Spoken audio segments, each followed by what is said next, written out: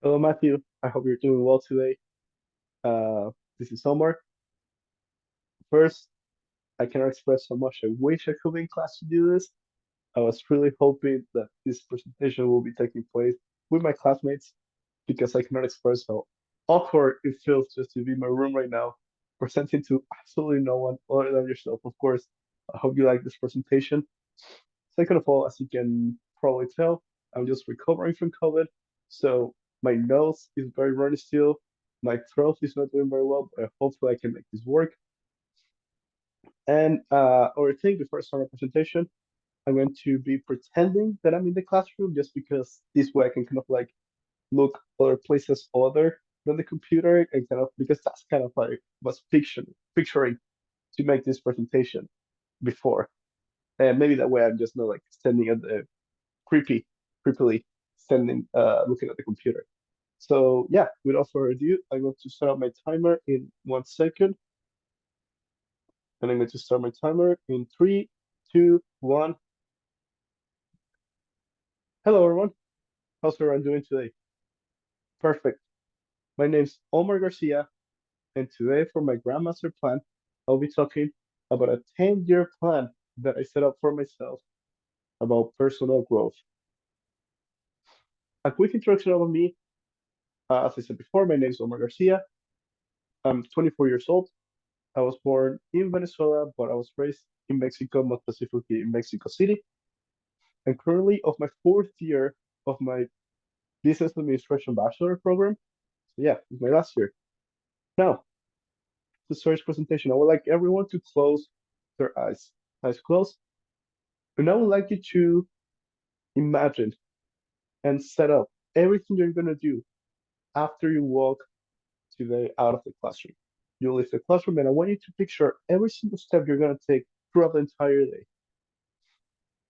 You're gonna go home, go to the bus, take your car, get home, do dinner probably. Now open your eyes. Is it possible that we can predict our entire future just because we set up our mind that we're gonna do something? Probably not. No one can read the future, right? What I can tell you is that if we set up clear goals with proper planning, odds are that we'll be more likely to achieve those goals. Now, why a 10-year plan? I would like to draw your attention to the picture in the presentation. That is me when I was 18 years old, just almost graduated out of high school. And I didn't know too much about what I was going to do in the future. All I knew was that I'm going to what that's that I was going to come to another country to do my university studies. But in my mind, all my plan was to do day by day, step by step, without really planning ahead of what I wanted to do for the future after school. That's why today I want to start clearing my path to the future. I want to start setting up my goals so I can start preparing to the person I want to be in 10 years from now.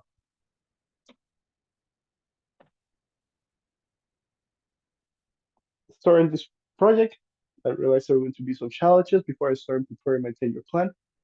And one of the biggest challenges I faced was avoiding mistakes from my past. Something else I had to clear my mind about was to start doing things differently. Start doing things differently just because I cannot imagine things going another way if I don't change my current actions, just like the sunk cost fallacy. Now, according to sources, one very good way of avoiding this fallacy and to the proper planning by trying to avoid mistakes from the past is backward planning, which means setting up future goals and start from the goal to here instead of start planning every single step throughout the goal. Now, the first year is probably the easiest year to plan. Just like trying to picture what you're going to do after this class, the first year is pretty straightforward for me. I want to enjoy the rest of my university. I want to enjoy the rest of my classes, my classmates, my professors. I just want to enjoy my university my last year. And the biggest goal for next year, and the reason why I say it's kind of easy because it's like kind of like the only goal that I have in mind is my graduation. I want to finish my studies. It's been a long journey, but it's time to reach the finish line. And this is a 10-year plan about personal growth. And one of those goals is going back to the gym. Why? Because this is the first year. 2022 was the first year that I stopped going to the gym consistently, and ever since that, is coming back to me in form of depression. I'm not very happy with my body, so that's something I wanted to start doing starting next year. Now, second to fourth year, in this part of the 10-year plan, now I want bigger goals and I want to achieve them. I don't want to overwhelm myself by trying to attempt one goal a year, one big goal a year. Now, as an example, the main goal I have between my second and fourth year is pay my student loan. Now, I could have said this would just be my goal for the second year, but it's a big goal and kind of almost impossible to achieve in just 1 year. So the reason why I set myself between two and my second and fourth year to pay my student loans is because I have to like plan myself how I'm going to start getting. I'm going to be out of university. I won't be paying tuition anymore, so I can start concentrating on my financial uh, economies, my financial part of my life, so I can start concentrating and start paying these student loans. Another goal that I have in mind is to start meditating and work on my mental health. Between the fifth and seventh year, something that I want to achieve again is going back to running and swimming. Swimming was a life passion of mine. Before starting university, I swam competitive for 6 years. I did competitive swimming. It was something dear in my life, but because I want to start concentrating more in my studies, I stopped it. One of my goals, if you don't remember, in my first year, I wanted to go back to the gym. I wanted to start getting back in shape. So in my first year, now that I've been, hopefully 5 years back in the gym, I want to go back to running and swimming. And a very dear goal to me for my fifth and seventh year is try to unite my family. Me and my sister, we were both here in Canada. We're both in different cities. However, my parents are still in Mexico City, and my goal to me, it will be to able to help them come here to Canada. Maybe not in Nanaimo, but as long as they're here in Canada, they're closer to me, and be able to support them financially, just as I did my entire life. Now, between the eighth and ninth year, couple goals that I set on myself, and one is kind of not achievable without the other, but a big goal that I want to do 8th year from now, hoping that I've already paid my student loans, hoping that I have my body kind of like back in shape. I wanted to travel more. When I was younger, I was very lucky that I got to travel around Mexico, most part of Mexico I've traveled around South America, Venezuela, Brazil, Colombia. But I want to go further. I've been to Europe before, and a place that I really, really want to visit will be Japan. I love Japanese culture. I love Japanese food, and it's a place that I really want to go. And how something related to this goal will be economically independent. Ever since I started university, I've been facing economically challenged. I can only work part-time as a student.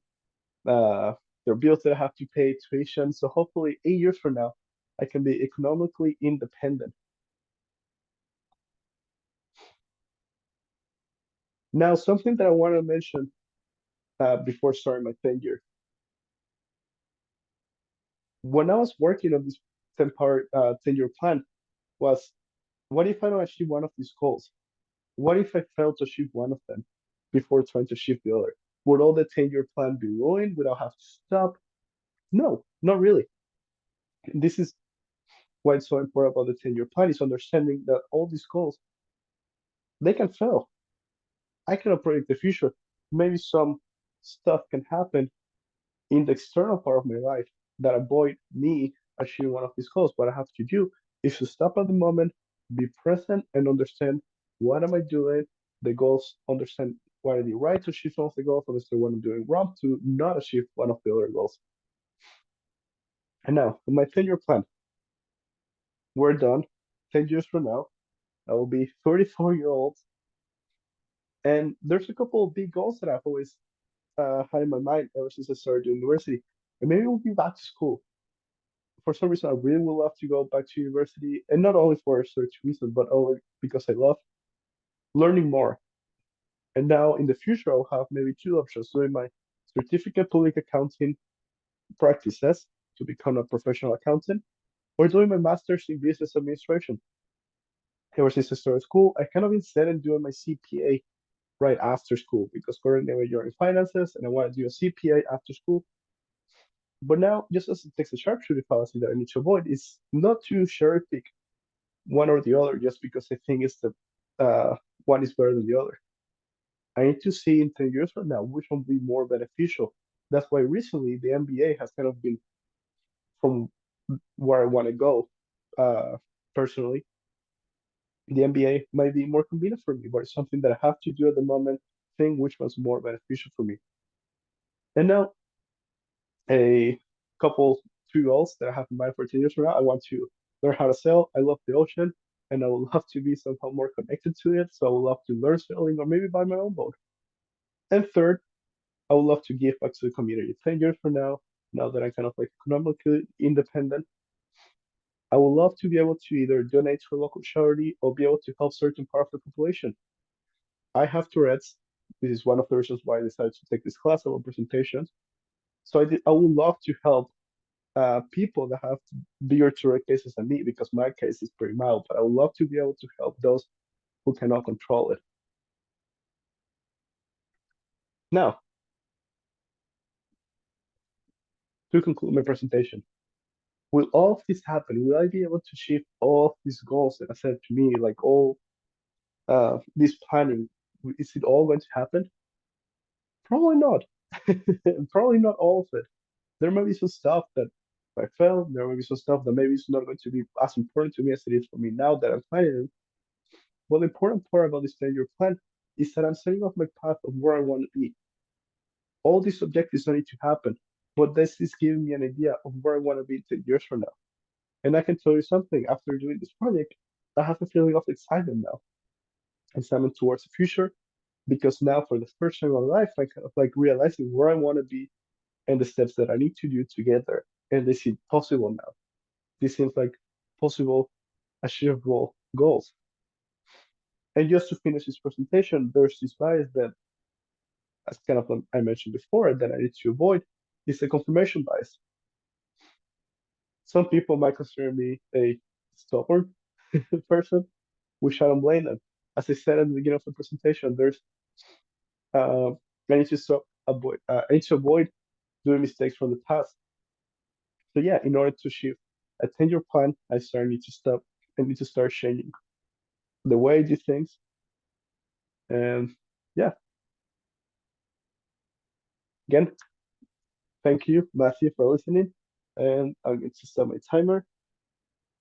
And I would just like to finish by saying, well, I really wish again that I could have done this in person just because uh, I feel like I'm better speaking when there's people around.